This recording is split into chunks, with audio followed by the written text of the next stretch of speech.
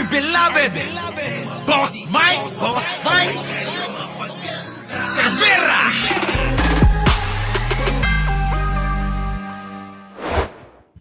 Magandang umaga, magandang hapon at magandang gabi sa mandako ng mundo. Naroon kayo. Siyempre, magandang buhay na rin para sa ating lahat. At eto na nga eto na mga kababayan. Opo, paalala lang ulit. Huwag niyong kalimutan po mag-like, mag-share at mag-subscribe. At siyempre pagkatapos ng video, pagkatapos nitong ating presentasyon, huwag niyo pong kakalimutan mag-comment para para naman malaman ko kung ano ang inyong opinion. Ano po?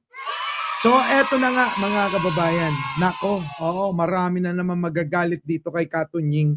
Samantalang nung nakaraan na gumawa sila ng may sinabi si Tunying. Ang pakiramdam nila laban kay Pangulong Bongbong at syempre yung mga BBM vloggers din dahil nga sa kinalat na ganyan marami rin ang mga nadismaya.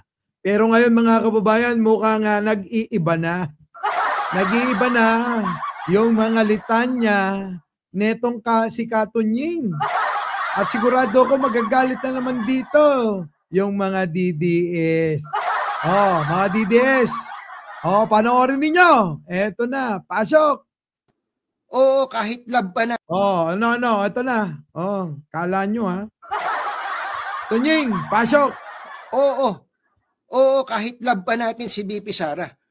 Pero ibig sabihin ba, pag may nakikita tayong mali, okay na sa atin yun? Hindi pwede yun. Halimbawa, may nakita tayong mali kay Pangulong Bongbong Marcos, magsasawalang kibo ba tayo?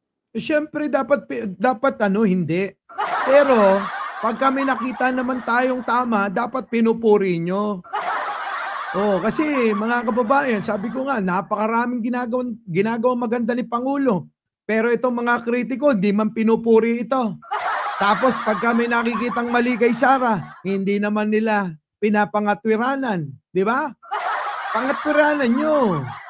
Sabihin nyo, kahit naman may ginagawang maganda si BP Sara, di nyo naman pinupuri. Naghahanap nga ako.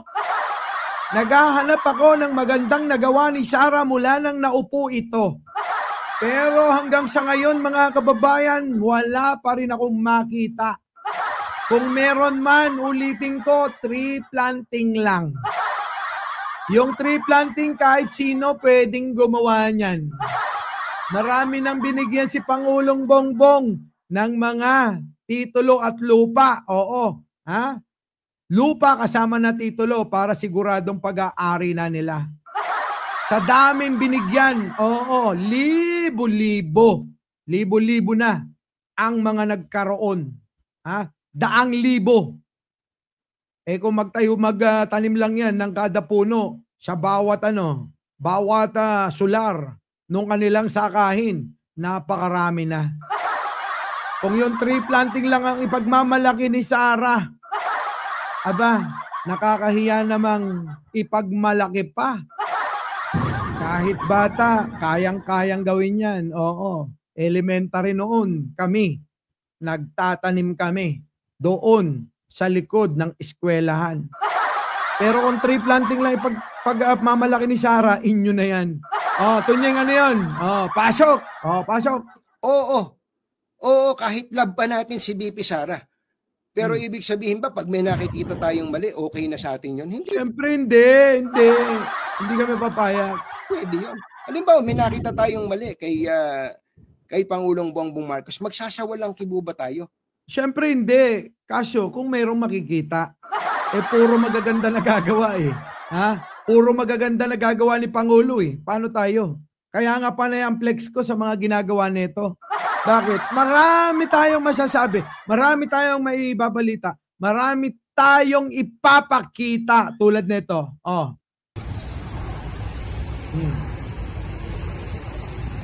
Ladies and gentlemen, the President of the Republic of the Philippines, His Excellency Ferdinand R. Marcos Jr. Kita nyo naman mga kababayan, si Pangulo nasa kalsada mismo. Siya mismo ang nag-i-inspeksyon sa ginawang tulay diyan sa Pampanga. Ito yung tulay na, mga kababayan, ito yung tulay na sa Bulacan, yung itlog. Sa sobrang haba ng tulay na pinagawa ito ni Pangulong Ferdinand Marcos Sr., na ngayon tinututukan ni Pangulong Bongbong. Sa sobrang haba nito, yung itlog sa Bulacan, pag nandun na, nakarating sa Pampanga, sa dulo ng tulay, yung itlog nagiging ibon na.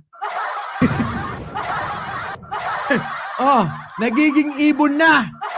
Sa sobrang haba ng tulay. Grabe, no? May proyekto niya si Pangulong Ferdinand Marcos Sr. At ngayon, inaalagaan ni Pangulong Bongbong. Tuloy.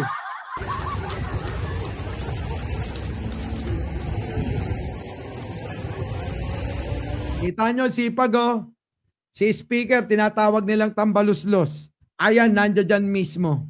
At yung ibang kawani ng gobyerno, nagtatrabaho, di alintana ni Pangulong Bongbong, kahit may banta sa kanyang seguridad. Dahil sa pagbabanta ni Sara, ayan, nagtatrabaho siya. Wala kayong hiya, Kita nyo si Pangulo. Paano nga? Ito, babalikan ko yung sinabi ni Katunying. Paano tayo maghahanap ng mali na pwedeng punahin kay Pangulo, wala tayong makita. Kaya etong mga DDS, hirap na gumawa ng mga fake news para ipambanat. Ganyan yung mga DDS, kaya kahit fake news yan, tira. Kahit na peking video, tira. Diba yung peking video nyo, 3 taon nyo pinaabang yung mga tao? Inatat-atat ninyo sa video na ipapakita nyo. Ano nangyari? Naglabas kayo AI na video. Di ba naman kayo mga gunggong talaga? Di ba? Kayo na lang maging mangmang tangat bobo. Huwag nyo na idamay yung mga Pilipino. Sige, tuloy.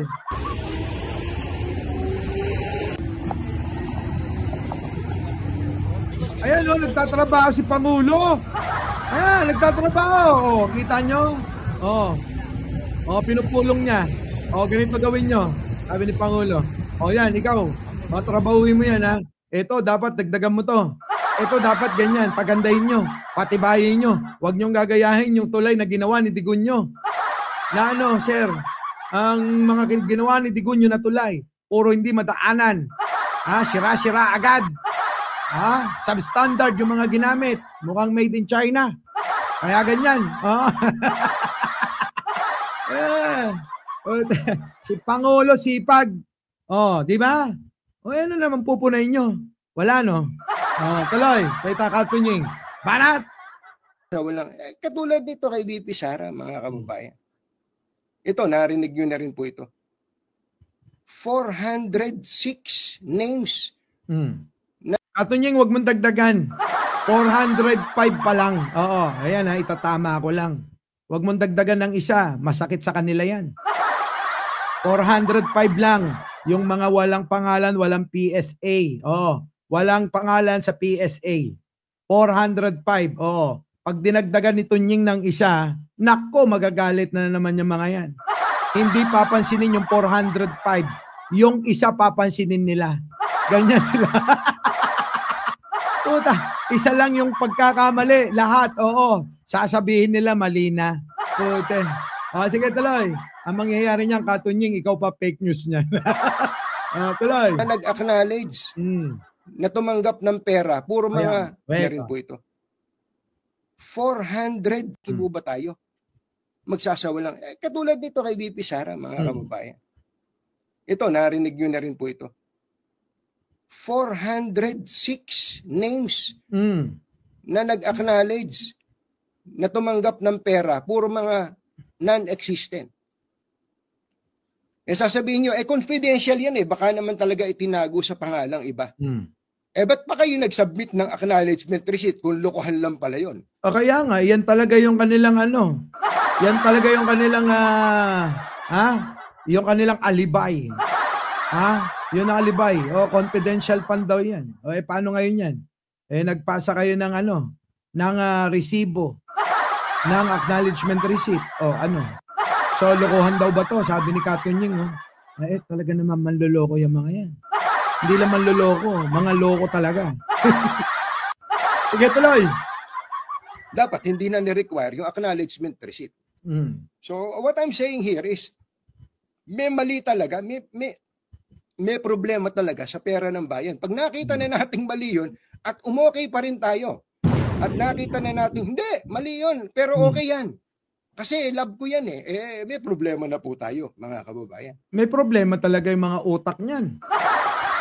Katunying, may problema talaga. Kailangan nilang magpa-check up. Kailangan nyo na magpa-check up. Oo, mga kababayan, ng mga mahal na mahal namin DDS. Ha? Kung sasabihin nyo, tama pa rin yan. Oh, di ba? Tama pa rin ba? Na may Mary Grace Piatos tayo na kababayan na hindi natin makita. Meron tayong Kokoy Villamin na kababayan na hindi natin makita. Meron tayong Chippy McDonald na hindi natin makita. Putik na yung mga kababayan Merong Tempura, merong Nova, merong Uwishi, na hindi natin nakikita. Tuloy. Tapos ngayon, makikita natin, dahil nilabas ng COA yung report nito, na ang Confidential and Intelligence Fund ng Office of the President ay ilang bilyon? 4 na bilyon ba? O 5 bilyon? Kasi ba't yun, hindi iniimbestigahan? Pwede rin pong ba imbestigahan yun sa totoo lang? Kaya lang, may problema tayo ng konti. Bakit po? Ang presidente po kasi ng Pilipinas ay hindi po isang civilian na mamamayan lamang. Sino po ba ang presidente ng Pilipinas? Ang presidente po ng Pilipinas ay hindi lang po chief executive, kundi siya po ang commander-in-chief of all the armed forces. Hindi lang yun. Wala tayong nakita na kabalbalan. Wala tayong makita na ginamit sa hindi maayos na pamaraan. Kung meron man, mga DDS, labas nyo yan. Labas nyo. Sabihin nyo kay Pulong, maglabas din ng mga ebidensya. Total, yun yung kapatid, pinagtatanggol. Di ba? O kaya si Bato, na kulelat sa survey. Palabasin nyo, baka sakali manalo. Di ba? Pag nakapagpalabas ng ebidensya kay Pangulo. Hindi lang yan eh. Sige tuloy. Ng Pilipinas. Correct. So may kinalaman pa rin po sa state security, sa national security. Katunying, sabi ko nga dapat lahat na lang ng pondo ng confidential, yung confidential fund na yan, lahat na lang bigay na lang kay Pangulo. Di ba? Baka malagay pa sa tama at magamit ng husto sa mabuti. Di tulad ni Sara. Putik na yan, tae-tae. Parang mga dutae. Tuloy.